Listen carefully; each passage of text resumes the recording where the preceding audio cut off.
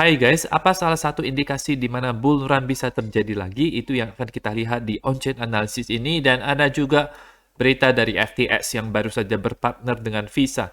Nama saya Kelby dan saya menyajikan informasi seputar fundamental, technical, dan on-chain analysis. Tonton video ini sampai akhir agar informasi yang lengkap dan bermanfaat. Klik like dan subscribe untuk mendukung channel saya. Kita akan lihat dulu Bitcoin di time frame daily-nya. Ini sudah 3 hari berturut-turut close daily-nya tersebut dalam posisi merah, jadi sebenarnya bukan pertanda yang baik sebenarnya, merupakan pertanda awal bearish, namun dia belum breakdown daripada garis down trend line yang di sini ya teman-teman, dan sekarang masih berada di dalam, kalau kita sambungkan top yang ada di bulan Agustus, September, dan yang sekarang ini sekarang membentuk pola triangle seperti ini, ada downtrend agar garis trend line yang downtrend seperti ini, Bitcoin harus tembus daripada garis yang ini agar bisa resume, memulai kembali bull run-nya mungkin secara jangka pendek ya teman-teman. Harus break out daripada garis ini agar bisa bullish kembali. Dari indikatornya untuk MACD masih bullish sebenarnya, tetapi perlahan-lahan kalau misalnya price action-nya tidak baik, maka bisa cross ke bawah juga. Ini sudah mulai ada red dot di sini. Money flow masih belum ke area yang hijau, dan RSI juga sekarang berada di bawah 50, jadi tidak terlalu baik, semacam 50-50 untuk bull dan bear pada kondisi sekarang ini, tapi ada kemungkinan untuk bull untuk naik dulu karena sekarang harga berada di support ya teman-teman. Sangat mungkin untuk bagi Bitcoin untuk ke daerah fair value gap ini, karena Bitcoin belum sekalipun ke daerah fair value gap yang merupakan kotak warna merah ini, menyentuh saja tidak ada ya teman-teman, hanya dia sampai ke 20.480, daerah ini belum disentuh sama sekali. Di sini itu ada beberapa resistance seperti garis MA50 dan garis MA100 yang ada di sini ya teman-teman untuk daily-nya. Dan MA50 terakhir kali juga kemarin sempat ke MA50-nya tetapi gagal untuk naik dari atas MA50-nya tersebut. Jadi ada rejection dari garis kuning ini, MA50-nya tersebut. Jadi itu yang menyebabkan harga Bitcoin itu pada kemarin dan hari ini turun dari situ ya. Oke. Untuk Ethereum bagaimana? Untuk Ethereum dia masih berada di atas garis support ini, sangat jelas sekali garis supportnya ini. Kalau dia breakdown daripada garis support ini, maka dia bisa ke daerah yang lebih bawah.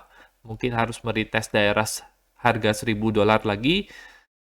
Itu adalah next supportnya. Kalau kita melihat kalau Bitcoinnya itu bullish, bisa naik ke atas ke daerah 20.500-an ke atas sampai ke 21 ribuan, 22 ribuan, maka Ethereum juga bisa naik itu sampai ke 1.450-an di kotak warna merah ini, dan yang kotak merah yang kedua ini juga di 1.600-an sebagai target yang lebih tingginya. Oke.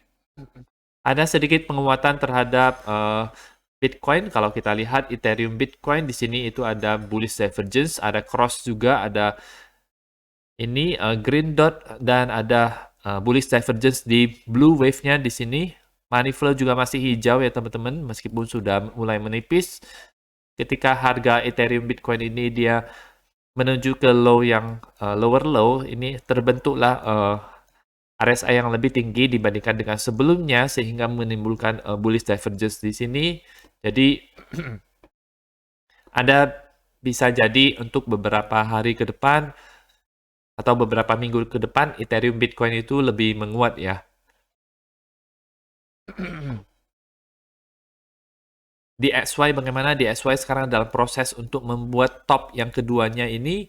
Menurut saya ini dia bisa naik dulu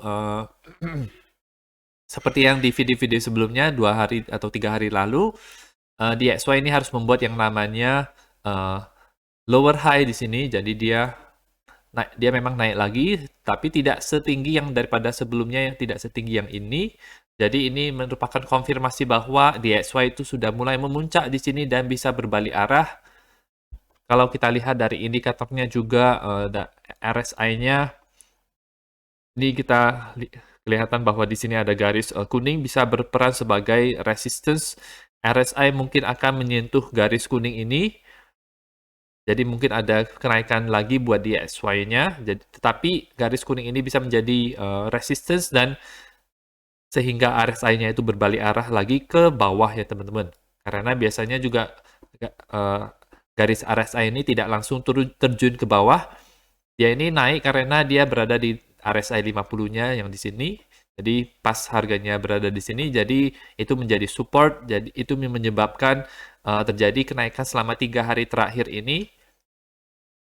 Dan polanya juga tidak langsung turun seperti ini, tetapi dia biasanya membuat seperti yang seperti ini. Jadi ada semacam pola yang terbentuk juga untuk RSI-nya bisa jadi seperti ini ya. MACD-nya masih dalam area cross ke bawah. Dan money flow-nya sebenarnya masih hijau, masih bullish sebenarnya untuk DXY-nya dan bahkan ada green dot juga. Jadi semacam 50-50 untuk DXY-nya antara bull dan bear-nya. Tapi saya lebih memihak kepada bear untuk DXY-nya ya, karena DXY-nya sudah lama naik, ada juga bearish divergence yang terbentuk di time frame 3 hari dan weekly-nya. Dan saya juga lebih memilih untuk bull untuk Bitcoin. Kalau melihat prediksi daripada Maren, benar sekarang masih dalam posisi ini, masih dalam posisi bearish kalau kita lihat dari astrologinya. Sampai tanggal 9 Oktober dan 10 Oktober itu mulai terjadi pivotnya atau pembalikan arahnya. Dari situ mungkin akan terjadi kenaikan harga dari tanggal 10 Oktober hari Senin nanti teman-teman ya. Di situ kalau kita lihat berdasarkan prediksi daripada astrologinya. Oke. Dan ini ada beberapa informasi berita besar buat FTX dan Visa di mana mereka bekerja sama untuk menyediakan yang namanya pembayaran kripto di 40 negara. FTX dan Visa, tentu saja FTX merupakan exchange yang besar dan Visa merupakan sistem pembayaran yang besar juga yang sudah lama berjalan untuk kartu kredit dan kartu debit. Harga tokennya FTT itu naik 7% ketika berita tersebut muncul. Caranya bagaimana mereka bekerja samanya, FTX akan mengeluarkan kartu debit Visa di 40 negara di seluruh dunia. Ini akan pergerakan ini akan mengizinkan pengguna-pengguna FTX untuk membayar jasa dan barang menggunakan kartu debitnya yang tanpa biaya sama sekali ketika mereka menggunakan kartu tersebut. Jadi ini sangat baik sekali. Ini bisa memberikan adopsi, memberikan zero barrier, menghalangnya itu nol, sangat gampang sekali bagi orang-orang untuk bisa menggunakan ini karena fee-nya itu gratis. Kalau misalnya teman-teman mau memiliki kartunya juga ini biayanya gratis sesuai dengan apa yang dibilang di website perusahaannya. Sam Bankman-Fried itu merupakan salah satu orang yang paling berpengaruh di dalam dunia kripto berdasarkan hasil top 100 orang di Cointelegraph di tahun 2022. Dia sudah lama ingin memperkenalkan kartu debit FTX ini dan sekarang sudah menjadi kenyataan. Mereka bisa bekerja sama dengan Visa.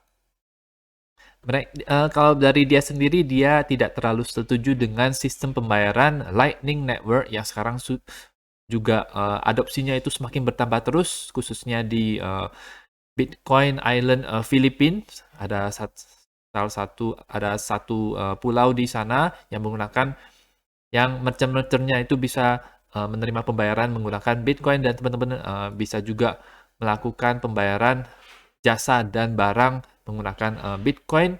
Mereka menggunakan sistem Lightning Network ya. Kalau menurut SBF sendiri, sistem pembayaran Lightning Network ini tidak viable, tidak memungkinkan. Kalau menurut saya ini sangat mungkin sekali ya. Lightning Network itu bisa menjadi sistem pembayaran sendiri karena biayanya juga murah banget, hampir tidak ada biaya dan hampir gratis ya, atau gratis bahkan ya, dan cepat juga. Jadi ketika kita menggunakan HP kita atau kartu kita untuk membayar menggunakan Bitcoin di Lightning Network itu langsung terbayarkan dalam waktu beberapa detik ya. Langsung masuk ke wallet daripada merchant tersebut. Harga token FTT sempat naik itu sampai ke harga $26,5, tetapi langsung di dump ke bawah, jadi hanya euforia sebentar aja ya teman-teman. Jadi naik ke atas, habis itu langsung dump di 4 jam berikutnya, dan sekarang dalam posisi mirip sekali seperti harga Bitcoin. Dia sideways, FTT ini dia mengikuti harga Bitcoin. Kalau kita lihat strukturnya yang ada di sini, ketika Bitcoin membuat higher low di sini, FTT juga membuat higher low di sini, jadi sama. Dan ini tampak bearish ya teman-teman, karena dia sudah ada tiga titik resistance di sini, dan harga juga tidak berhasil untuk naik ke atas. Jadi kemungkinan besar lebih berpihak kepada bear, kecuali Bitcoin-nya itu dia bisa tiba-tiba bullish ke atas, maka koin lain juga pasti akan mengikuti. Dan ini adalah situasi on-chain analysis, apa yang bisa menjadi salah satu indikator bull run itu bisa mulai terjadi lagi. The next Bitcoin parabolic bull run bisa terjadi ketika banyak USDC yang masuk ke dalam exchange ya. Sekarang 94% supply USDC tersebut itu sedang berada di luar exchange, dimiliki oleh beberapa perusahaan finansial yang tradisional seperti BlackRock, Fidelity, Goldman Sachs, jadi salah satu bank besar di Amerika, dan lain-lain. Mereka akan mulai bergerak ketika mereka mendapatkan order daripada klien mereka ya. Jadi kalau kita lihat USDC di semua exchange itu rasionya itu sekarang cukup rendah, di bawah 0,12. Kalau misalnya mau bullish ya kita harus tinggi, harus tinggi, itu berarti mungkin pergerakan besar ke atas itu akan mulai terjadi ya, akan mulai terjadi dari situ. Jadi USD karena mereka perlu menggunakan USDC stablecoin, USDC, USDT, BUSD untuk membeli koin seperti Bitcoin, Ethereum, dan lain-lain. Jadi salah satu tanda bull run bisa terjadi adalah USDC-nya itu banyak di exchange. Kalau misalnya tidak banyak, ada berada di luar exchange, maka itu mereka sedang menyimpan cash sebenarnya kondisi sekarang ya teman-teman. Jadi perusahaan-perusahaan finansial tradisional besar sekarang sedang menyimpan cash banyaknya. Stablecoin untuk crypto native sekarang sedang masuk ke exchange.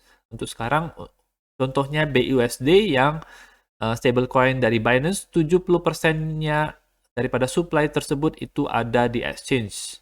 25% untuk USDT. Jadi kalau kita lihat Binance USD itu 70% ada di exchange, dan ini 25% untuk USDT. Jadi untuk yang ekosistem Binance ini cukup tinggi. Exchange reserve-nya itu bertumbuh meskipun sekarang sedang terjadi bear market. Mungkin mengindikasikan bahwa crypto natives-nya itu sedang mengakumulasi beberapa koin ya.